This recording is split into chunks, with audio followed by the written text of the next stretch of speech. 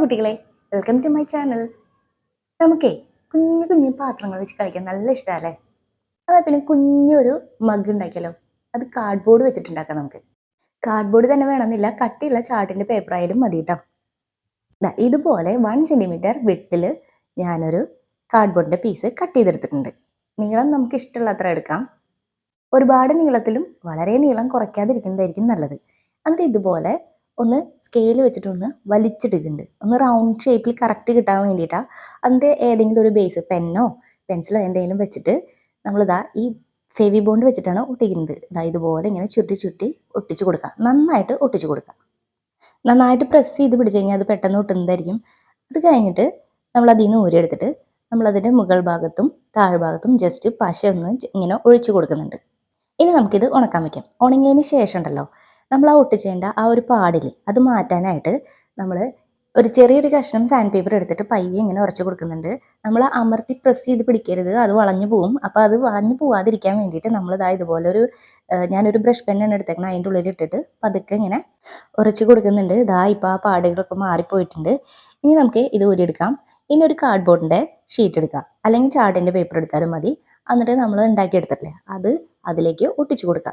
നന്നായിട്ട് ഒട്ടിച്ചു കൊടുക്കുക. അത് നന്നായി പ്രസ് ചെയ്ത് പിടിക്കുക.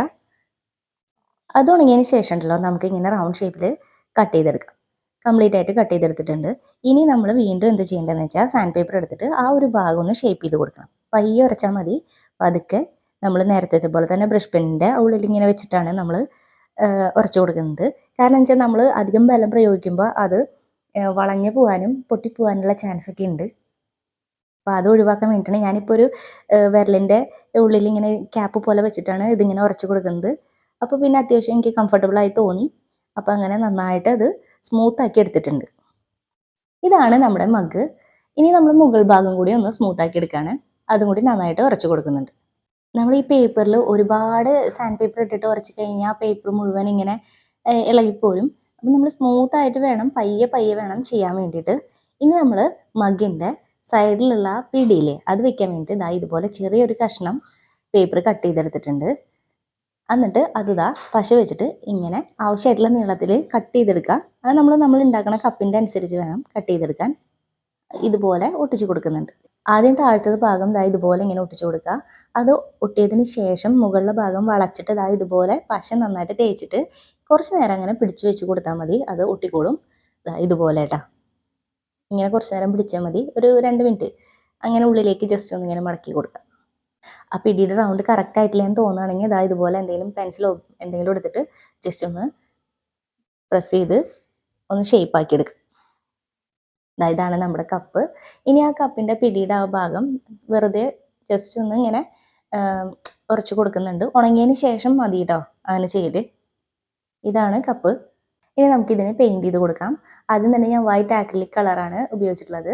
അത് ഇതുപോലെ കംപ്ലീറ്റ് പെയിൻറ്റ് ചെയ്ത് കൊടുത്തിട്ടുണ്ട്. ആദ്യം ഒരു പ്രാവശ്യം അടിച്ചിട്ട് ഒന്ന് ഉണങ്ങാൻ വെച്ചതിന് ശേഷം രണ്ടാമത്തെ കോട്ടൊന്ന് അടിച്ചു കൊടുക്കുക. ഞാൻ വിചാരിച്ചു കപ്പിന് ബ്ലാക്ക് കളർ കൊടുക്കാമെന്ന്. അപ്പോൾ ബ്ലാക്ക് കളർ ആക്രിലിക് പെയിൻ്റാണ് ഞാനിപ്പോൾ അടിച്ചു കൊടുക്കുന്നത്. അപ്പം ഞാൻ എളുപ്പത്തിന് വേണ്ടിയിട്ട് ബ്രഷ് പെന്നിൻ്റെ ക്യാപ്പിൻ്റെ ഉള്ളിലേക്ക് വെച്ചിട്ട് ആണ് ഞാനിപ്പോൾ പെയിൻറ്റ് ചെയ്ത് കൊടുത്തത്. ഞാനിപ്പോൾ 2-3 പ്രാവശ്യം ബ്ലാക്ക് പെയിൻറ്റ് അടിച്ച് കൊടുത്തിട്ടുണ്ട്. നന്നായി ഉണങ്ങിയതിന് ശേഷം മാത്രം അതിൽ നിന്ന് നമുക്ക് എടുക്കാം. അപ്പം നമ്മുടെ കുഞ്ഞി കപ്പ് റെഡി ആയിട്ടുണ്ട്. എല്ലാവർക്കും ഇഷ്ടപ്പെട്ടു എന്ന് വിചാരിക്കുന്നു. ഒരുപാട് പണിയൊന്നുമില്ല, എല്ലാവർക്കും ഈസി ആയിട്ട് ചെയ്യാൻ പറ്റും. വീഡിയോ എല്ലാവർക്കും ഇഷ്ടമായി എന്ന് വിചാരിക്കുന്നു. ഇഷ്ടപ്പെട്ടാൽ ചാനൽ സബ്സ്ക്രൈബ് ചെയ്യുക, വീഡിയോ ലൈക്ക് ചെയ്യുക, കമൻറ്റ് ചെയ്യുക. Thanks for watching.